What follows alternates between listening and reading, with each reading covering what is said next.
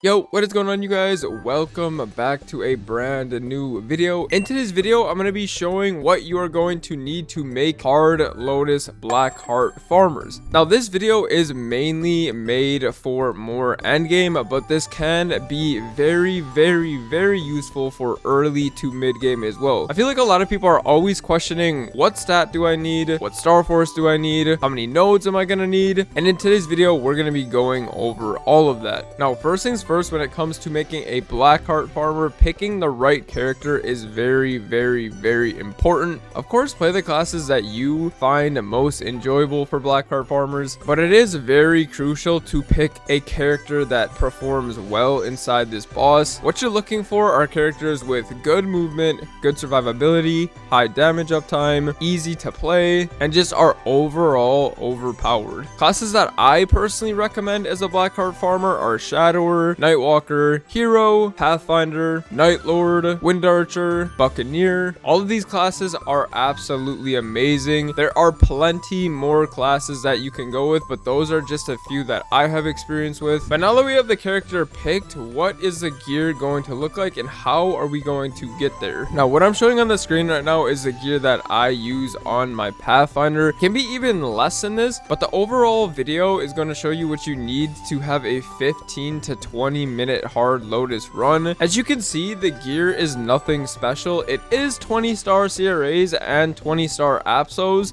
but these are quite easy to get if you wait for events and have the correct fodder items. Now, of course, this isn't just something that you can spawn in overnight. It's something that I would highly recommend saving for events like Shining Star Force or 5, 10, 15. Personally, I stop at 20 stars. It is technically more efficient to go for 21 since the star from 20 to 21 is such a high success rate. I stopped at 20. I just didn't need the extra damage, but if you want to, feel free to go for 21. If you have access to carries or you have endgame friends, I highly recommend going on hard lucid runs and trying to get an arcane weapon. An arcane weapon is significantly better than a 20-star Apso weapon, and it's just gonna make progressing that much easier. You definitely can get away with using 17-star 5-set arcane as well over the 20-star Apso, so if that's something that you want to do, it's definitely an option, but will take a bit more time since arcane drops are pretty rare,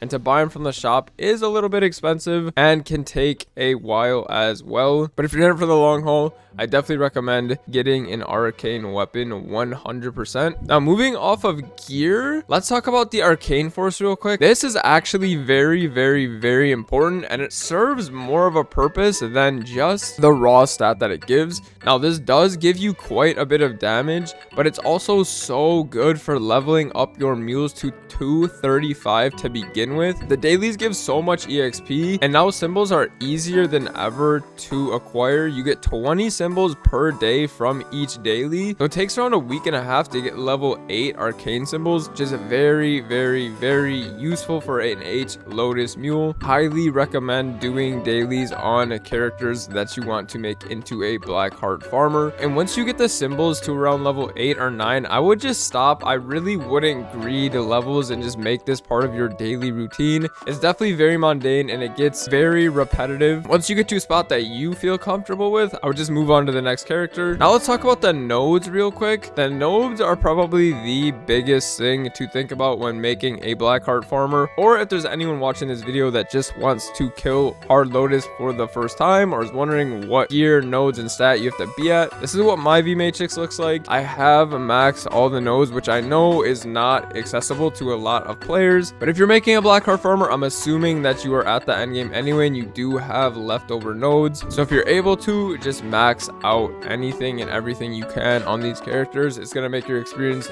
much better. Now, when you're going into a boss, you definitely want to make sure that you have all of the necessary buffs, such as green pot, red pot, sparkling red pot, or ID pot, Zakum, chair buff, get your house buff, make sure you have guild buffs, Legion. You're definitely not going to want to forget a Legion drop coupon as well. And then aside from that, it's really just playing the boss well. You might be stuck in Hard Lotus for the first time or die out because you're not used to playing the class, but over time you get familiar with its playstyle and can really shave off around 5 to 10 minutes depending on how well you play the class. This character is sitting at around 27k stat. I recommend anywhere from 25 to 30k stat is a very solid point for an H Lotus farmer. And overall, this cost me around 50 to 60 bill per mule. I know that sounds crazy. Again, this video is not made for like a brand new player. This is very late into the game that you would ever consider making Hard Lotus mules. So if you're brand new to the game, don't let this turn you off. This is like way later down the line and it's more so for min-maxing. But again, 27k stat is a very solid spot to sit at for these mules. I don't want to overfund my mules. I think a 15-minute run is fine, and going anywhere over this is really just going to take a lot more money, which if you want to do that, you are more than welcome to. I don't recommend it. And then also, if you want to make drop gear, that is something that you can do. I would recommend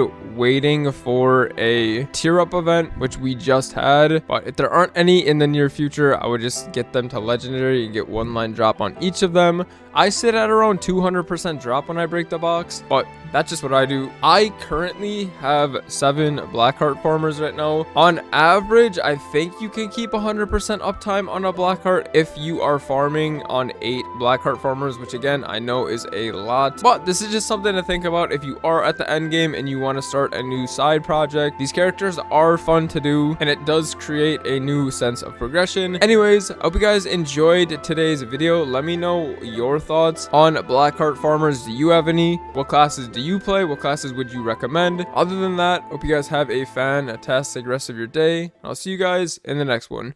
Peace.